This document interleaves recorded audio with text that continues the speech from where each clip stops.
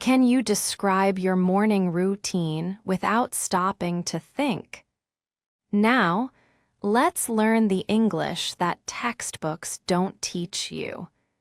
We're breaking down a real-life scene frame by frame so you can see exactly how to use English like a native speaker. Hello, welcome back to English Focus Daily. I'm Roxy, and in this YouTube channel, I speak slowly and clearly to help you understand every word. Today, I'm going to do something very practical. Instead of looking at boring grammar rules, we are going to talk about the morning routine. Why is this important? Because to sound natural in English, you need to use phrasal verbs. Many students ask me, how can I sound more natural? The answer is simple but powerful: phrasal verbs. Phrasal verbs are just a verb and a small word like up, out, or over. Using them makes you sound like a native speaker. Native speakers use them all the time. Today, we will learn 21 verbs that will make your English sound natural and fluent. It is a beautiful, sunny morning. In a small, cozy kitchen, a family is starting their day together. The air smells like fresh coffee and toasted bread. Julia wants to make sure her children have a good meal before school. She picks up a large box of cereal. With a big spoon, Julia is scooping cereal out for her children. She puts the crunchy pieces into their bowls. Next, the children need their milk. Nick reaches for a cold bottle. He is very careful as he pours.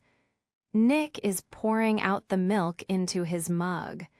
When he is finished, Julia takes the bottle. To keep it fresh, she screws the cap back on tightly. Suddenly, the door opens. It's Mark. He looks happy to see everyone. He walks over to the table to join his family. He wants to sit near his children. He finds a wooden chair and pulls it up to the table. After moving it closer, he finally sits in his chair at the table. Now, the family is complete. The table is very full. There are many plates and mugs. Julia is like a conductor of an orchestra. She wants to make everyone comfortable. She picks up some empty dishes and takes them over to the kitchen sink. Then, she goes to the counter.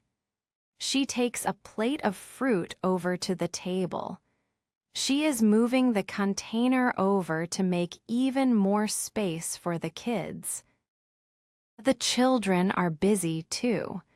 Nick loves his cereal, but he likes it mixed well. He is stirring up the cereal in his bowl with a spoon. Near him, his sister is thirsty. Daisy looks at her mug and then she reaches for it. Instead of lifting it, she gently pushes it across the table. Daisy is sliding the mug over to her spot. To help her, Julia moves her own drink. Julia moves her mug aside to the edge of the table. Now the kitchen is filled with the sound of happy voices. Julia is chatting away with her children. They are talking about their plans for the day. While Daisy talks, Julia is looking at Mark and smiling. Mark starts his morning with coffee. He picks up his mug, drinks a bit, and then puts it down. He looks at the food and feels very hungry. He puts a piece of food into his mouth. He loves the taste. He begins to eat with great energy. He is tucking into his meal. It is his favorite part of the morning. In this family, sharing is important. Mark wants to show something interesting. He is pointing out something on the table and everyone looks.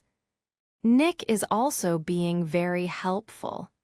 He picks up the jar of jam and passes it around to his sister, his mom, and his dad so everyone can use it.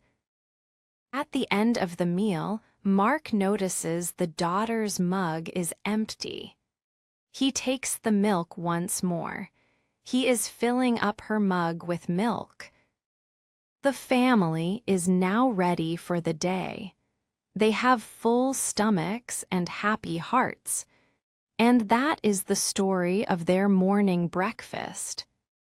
Did you notice that I used two different types of present tense in the story? This is called the narrative present. To tell a great story in English, we use the narrative present, which means using present tenses to make the scene feel real. We use the present continuous, am is are plus ing, to describe actions that are happening right now, like a freeze frame in a movie, for example. Nick is pouring milk. On the other hand, we use the present simple for states, feelings, or short completed actions in the story, like a quick snapshot. For example, Julia wants to help. By using the continuous tense for the process and the simple tense for states or habits, your English sounds professional and natural, just like a real storyteller. Now we're going to look at some useful phrasal verbs we just heard. Learning these words will help you improve both your listening and your daily conversation skills. Let's dive in. 1. Scoop out. The first thing she does is open a big box of cereal.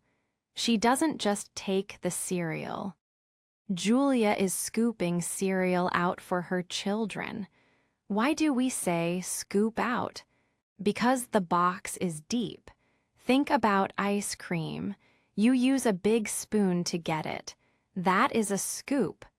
When Julia lifts the cereal from the bottom of the box to the bowl, she is scooping it out. It is much more visual than saying put. 2. Reach for. Before you pick something up, you have to have the intention. Nick reaches for a cold bottle. The word for is the key. It directs your arm toward a specific target you want to grab. 3. Pour out. Next to her, the children are getting their drinks. Her son is hungry and thirsty. He picks up a heavy bottle of milk. Nick is pouring out the milk into his mug.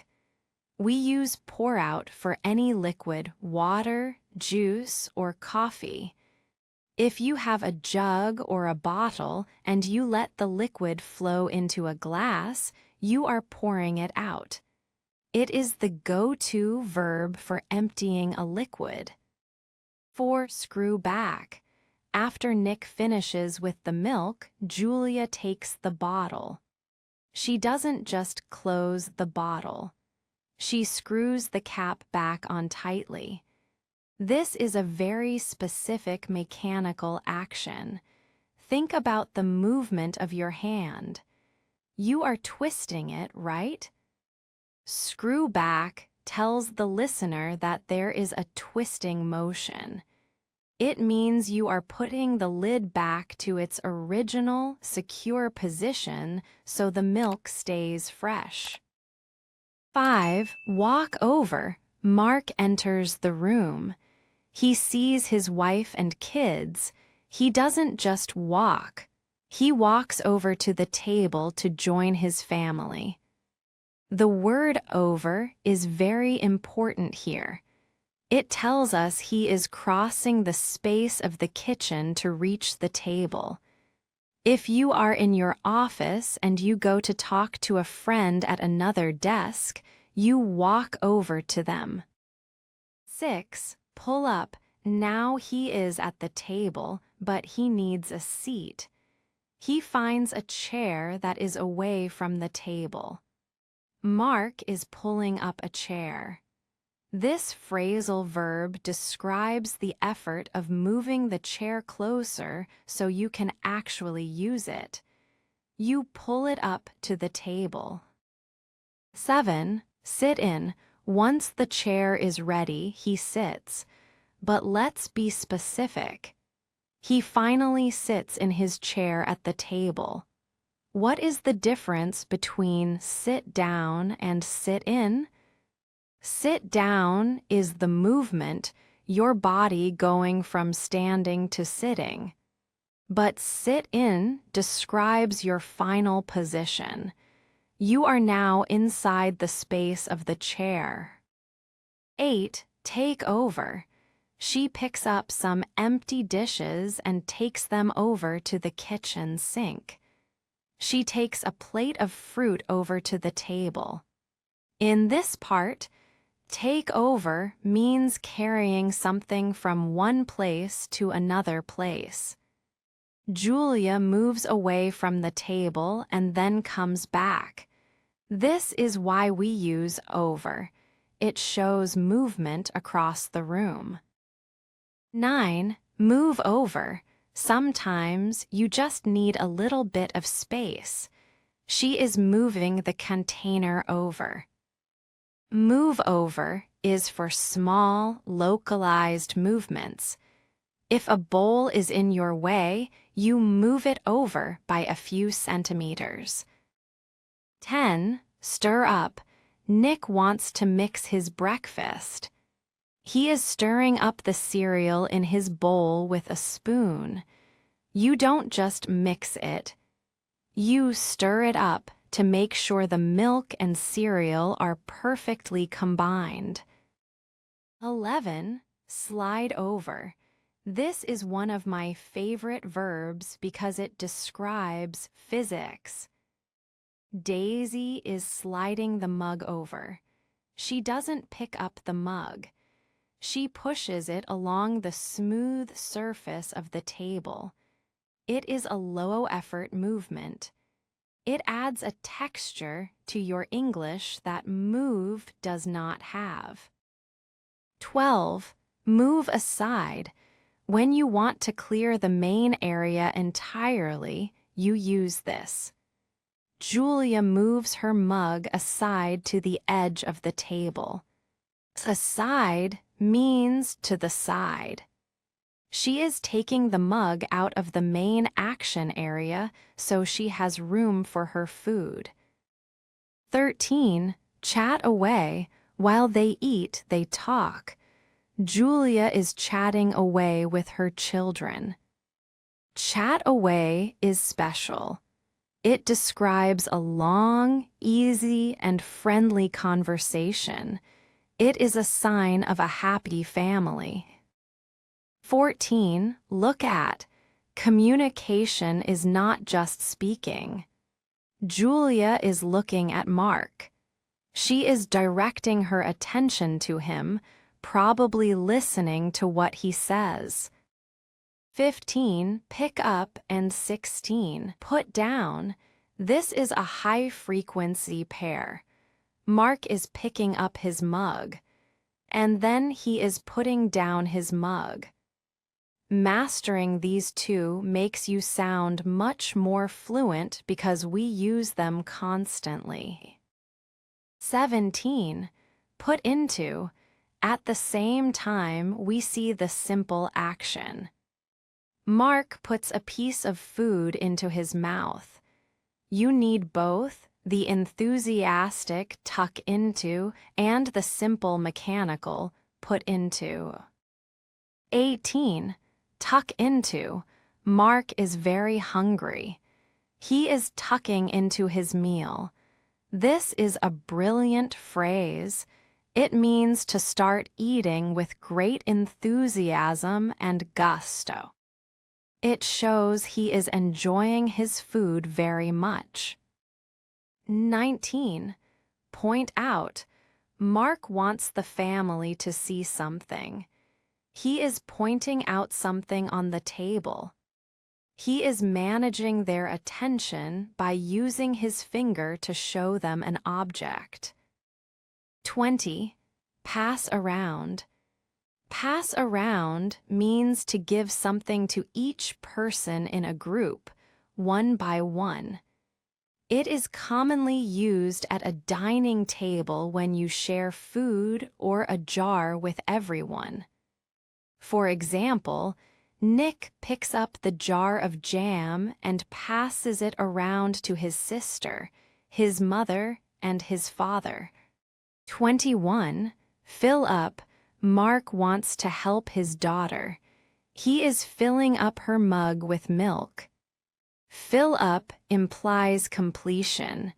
He fills it to the top or to the exact amount she needs. We have covered 21 verbs in just one breakfast scene. We taught 18 true phrasal verbs in this lesson. The other 3, look at, put into, and sit in, are not classic phrasal verbs. They are verb plus preposition combinations. Now, how do you remember them? Use shadowing. Shadowing helps you get fluent in English. It forces you to keep up with a native speaker's flow without pause. You try to speak at the same time as the speaker. It's not easy at first. If shadowing feels too fast, you can try delayed shadowing or echoing. It improves your short-term memory and focus because it teaches you to store information in your mind while you are still talking. You don't pause. You are listening to new words while speaking the old words. If echoing is still too difficult, try chunking, also called listen and repeat. It shows you how to link ideas together so you don't sound like a robot. We don't speak word for word. We speak in groups of words called chunks. In this exercise, you listen to a sentence, pause the audio, and repeat it. You must copy the exact tone and rhythm. You are like an actor learning your lines. This gives you the confidence to start speaking more naturally. Now, we want to practice and train your speaking muscles with a shadowing exercise. Let's start. Scoop out. Julia is scooping cereal out for her children. Reach for. Daisy is reaching for her mug. Pour out. Nick is pouring out the milk into his mug. Screw back. Julia screws the cap back on tightly. Walk over. He walks over to the table to join his family. Pull up. He pulls a wooden chair up to the table. Sit in. He finally sits in his chair at the table. Take over. She takes a plate of fruit over to the table. Move over. She is moving the container over to make even more space for the kids. Stir up. He is stirring up the cereal in his bowl with a spoon. Slide over. Daisy is sliding the mug over to her spot. Move aside. Julia moves her mug aside to the edge of the table. Chat away. Julia is chatting away with her children. Look at. Julia is looking at Mark and smiling. Pick up, he picks up his mug. Put down, he puts his mug down. Put into, he puts a piece of food into his mouth. Tuck into, he is tucking into his meal. Point out, he is pointing out something on the table, and everyone looks. Pass around, he passes the jar of jam around to his sister, his mom, and his dad. Fill up, he is filling up her mug with milk. Thanks for joining me in English Focus Daily, and I am so proud of you for spending this time today to improve yourself. In every episode, I'm here to help you move one step closer to fluency. To join our journey and grow together, make sure to subscribe to English Focus Daily. Let's do this as a team. I'm Roxy, and I can't wait to see your comments below. Take one verb today, maybe tuck into or screw back, and use it in your real life. Then write your sentences in the comments below. Remember, learning a language is a marathon, not a sprint. Until next time, keep going, stay focused, and take one step at a time. Goodbye for now.